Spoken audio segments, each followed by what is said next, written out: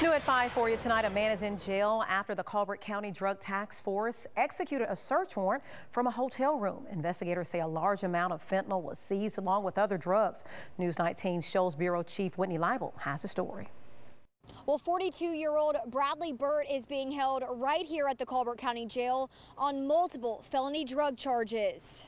Tuesday night, the Colbert County Drug Task Force raided a hotel room at the Microtel off of Highway 72. Investigators say Burt was inside the hotel room, and they found a variety of drugs. Cocaine, and the main thing was the fentanyl.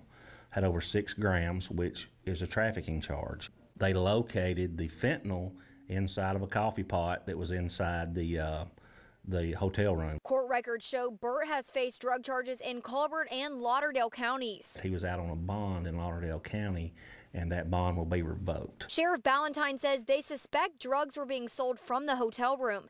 He said this drug seizure was a major win for the county. This particular case is a big case. The fentanyl is a huge issue for us, just like it is everywhere else.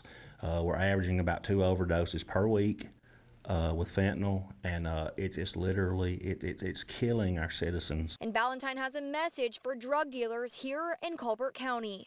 If you're doing this in Colbert County, we'll see you soon. Burt is on a $151,000 bond in Colbert County. Sheriff Ballantyne says he will be transported to Lauderdale County within the next few days. In Colbert County, Whitney Leibel, News 19.